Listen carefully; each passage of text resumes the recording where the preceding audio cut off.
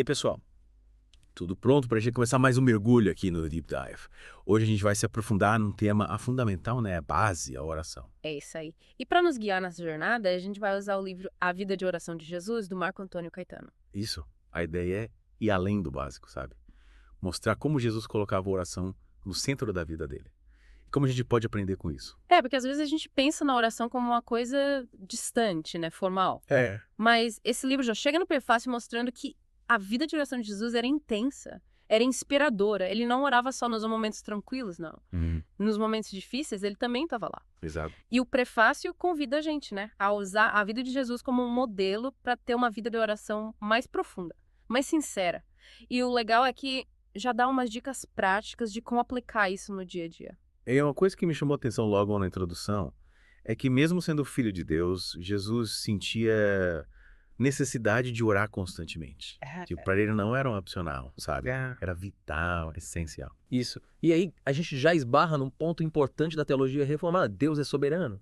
Mas a oração é um meio para ele agir em nós. Exato. Você não entendeu? E o livro não fica só na teoria.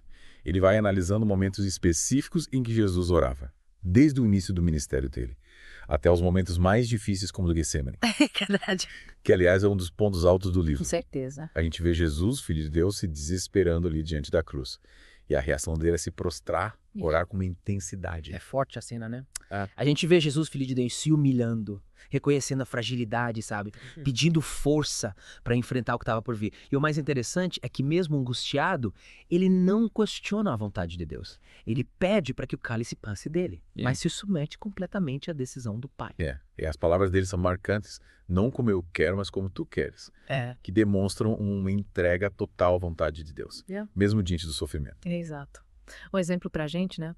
Porque a gente tende a reclamar, questionar. Se revoltar quando as coisas não saem como a gente quer. Mas a atitude de Jesus no Getsemane, ela nos ensina, né? A ter humildade, a reconhecer que os planos de Deus são maiores que os nossos. E que muitas vezes o que a gente acha que é ruim pode ser uma bênção disfarçada. É verdade. E logo no primeiro capítulo a gente vê Jesus orando depois do batismo. Imagina a cena. O céu se abre, o Espírito Santo desce, Deus declara que ele é o seu filho amado e Jesus está lá orando. Foi uma cena poderosa, né? Mostra que a oração não era só um ritual para Jesus, era a base da conexão dele com Deus, da missão dele. E é isso que é importante a gente entender. Jesus não orava por orar, ele buscava essa conexão com o Pai, para receber orientação, força, sabedoria. Tem uma coisa que se repete tanto no prefácio quanto no capítulo 1. Jesus sempre buscava lugares isolados para orar. Por que será que ele fazia isso? Porque a gente precisa se desligar do mundo para se conectar com Deus. Silenciar os ruídos externos. Para ouvir a voz interior, a voz do Espírito Santo. E hoje, com tanta distração, com o celular pitando o tempo todo, a gente precisa se esforçar ainda mais, criar esses momentos de isolamento e conexão com o divino. Faz muito sentido. E no capítulo 2, o livro destaca que mesmo com a agenda lotada, curando, pregando, ensinando, Jesus sempre colocava a oração em primeiro lugar. Para ele não era uma obrigação, de vez em quando, era uma necessidade diária. E é interessante notar que Jesus não orava só quando ele precisava de algo.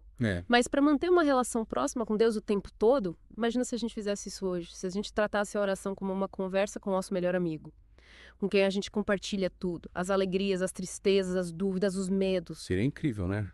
A gente ia se sentir muito mais amparado, guiado, amado. Em Marcos, capítulo 1, versículo 35, por exemplo. Depois de um dia inteiro fazendo milagres, curando pessoas, o que Jesus faz? Acorda cedo para orar. Ele colocava a oração antes de qualquer outra coisa. Exatamente. E em Lucas capítulo 6, versículo 12, a gente vê que Jesus passava noites inteiras em oração. É um nível de comprometimento que a gente raramente vê hoje em dia.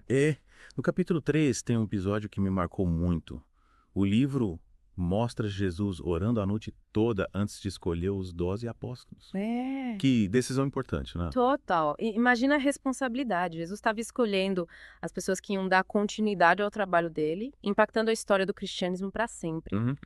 E mesmo sendo divino, ele buscou a orientação de Deus em oração. Exatamente. Ele não agiu no impulso, nem se baseou apenas na vontade dele. Ele buscou a vontade do Pai.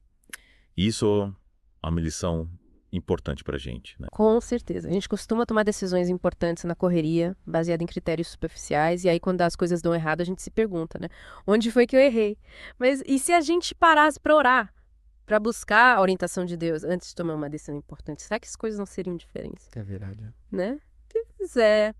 Essa busca pela vontade de Deus que a gente viu em Jesus, né? A gente precisa aplicar isso na nossa vida também. Principalmente nas grandes decisões. A gente não pode agir por impulso, né? Só pensando no que a gente quer. A gente precisa se conectar com Deus, buscar a sua vontade, pedir sabedoria para fazer as escolhas certas. E falando em momentos difíceis, no capítulo 4, o livro aborda a oração de Jesus no Getsemane. É de cortar o coração. Jesus, ele desesperado, né? Diante da perspectiva da cruz. E a reação dele é orar, se entregar completamente à vontade do Pai. É uma cena muito forte. A gente vê Jesus, o Filho de Deus, se humilhando, reconhecendo a sua fragilidade, pedindo forças para enfrentar o que estava por vir. E é interessante a gente observar que, mesmo angustiado, ele não questiona a vontade de Deus. Ele pede para que o cálice passe dele, mas se submete completamente à decisão do Pai. E as palavras dele são marcantes, né? Não como eu quero, mas como tu queres. Que demonstra uma entrega total, né? À vontade de Deus, mesmo diante do sofrimento. Com certeza. A gente tende a reclamar, questionar, se revoltar quando as coisas não saem como a gente quer. Mas a atitude de Jesus no Getsemane ensina a gente a ter humildade, a reconhecer que os planos de Deus são maiores que os nossos. E que muitas vezes o que a gente acha que é ruim pode ser, na verdade, uma bênção disfarçada. No capítulo 5, o livro explora o tema da intercessão. E isso é algo que mexe muito comigo. Jesus não orava só por si mesmo, mas também pelos seus discípulos e por todos que o seguiam. É uma lição muito importante para a gente. Muitas vezes a gente fica tão focado nos nossos próprios problemas, nas nossas próprias necessidades, que esquece de orar pelos outros. Mas a intercessão é uma demonstração de amor, de compaixão, de cuidado com o próximo. É verdade. Tem um texto em Lucas, capítulo 22, que mostra Jesus orando por Pedro, sabendo que ele seria testado por Satanás. Que gesto lindo de cuidado, né? Jesus sabia que Pedro ia fraquejar, que ia negá-lo, mas mesmo assim intercede por ele, pedindo para que a fé dele não seja abalada. É uma lição de misericórdia, de amor incondicional. E a gente precisa se inspirar nisso. Orar pelos nossos amigos, familiares, até mesmo pelos nossos inimigos.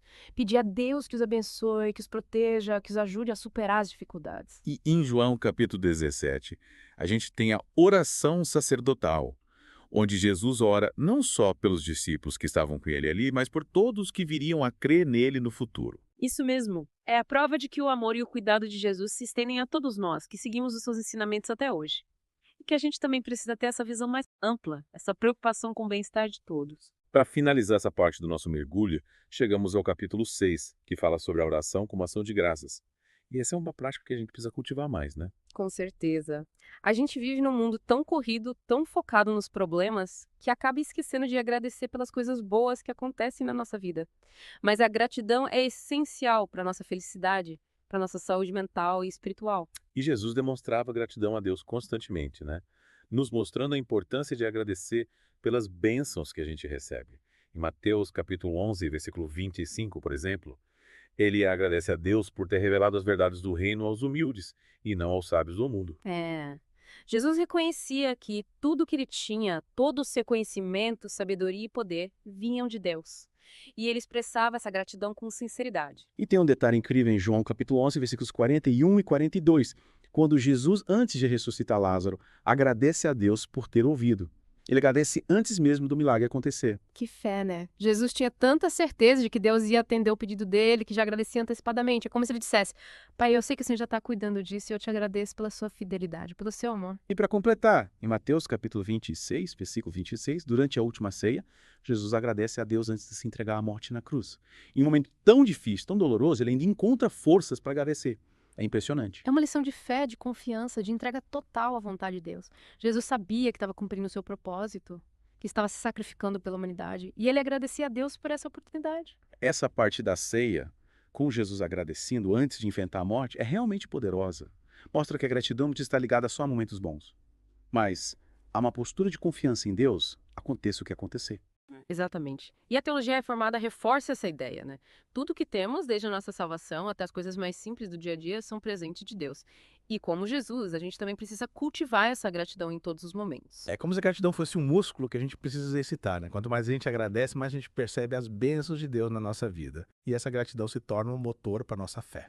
Falando em exemplos inspiradores, o livro citou o Dietrich Bonhoeffer, um teólogo alemão que, mesmo durante a perseguição nazista, continuava agradecendo a Deus. É um testemunho incrível de fé, né? Em meio à adversidade. É verdade.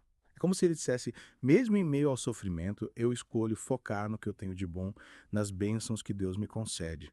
E isso nos desafia, né? A ter uma perspectiva diferente diante das dificuldades. Totalmente. A gratidão não é um sentimento superficial. É uma escolha consciente que a gente faz. Mesmo quando as coisas estão difíceis. E no final do livro, o autor faz um resumo da nossa jornada, né? Reforçando que a oração era o alicerce da vida de Jesus. A forma como ele se conectava com Deus e encontrava força e direção. E a mensagem principal é que a gente precisa seguir esse exemplo. É isso. Isso significa ir além daquela ideia de que oração é só pedir algo para Deus quando a gente precisa. A oração tem que ser constante. Um diálogo aberto com Deus. Onde a gente expressa nossos medos, nossas alegrias, nossas dúvidas. Um relacionamento. Você não fala com seu melhor amigo só quando você precisa de alguma coisa. Você compartilha a vida, seus pensamentos, seus sentimentos. Com Deus deve ser a mesma coisa. E não podemos esquecer da importância de ouvir a voz de Deus. A oração não é só a gente falar, mas também saber escutar o que Deus tem para nos dizer. Às vezes a gente fica tão focado em fazer nossas vontades que esquece de silenciar o coração e ouvir a voz de Deus.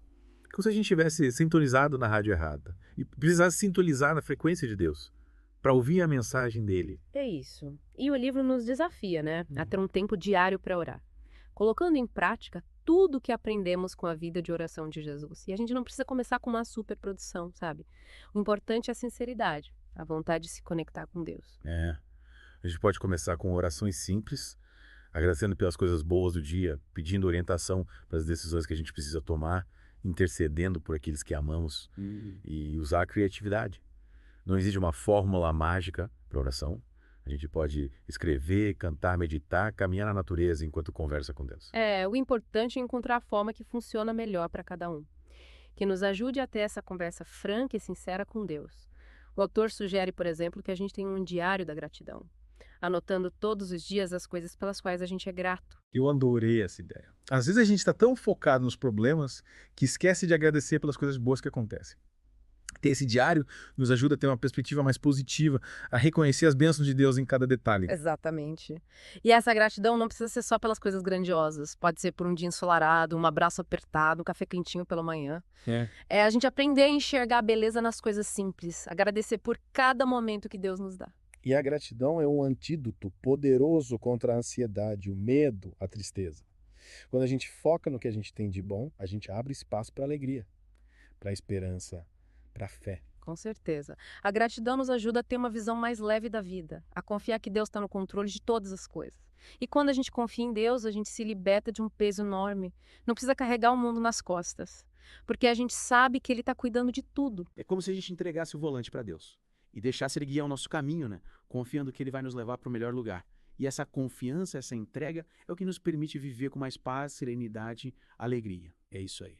Essa paz, essa serenidade, essa alegria são reflexos da presença de Deus na nossa vida. Ele nos enchendo com o seu amor, com a sua graça, com a sua força. E quando a gente se deixa encher por Deus, a gente transborda essa energia para o mundo. A gente se torna um canal de amor, de esperança, de paz para as pessoas ao nosso redor. E essa é a verdadeira missão do cristão, né? Ser um reflexo do amor de Deus no mundo, espalhando a sua luz por onde a gente passa.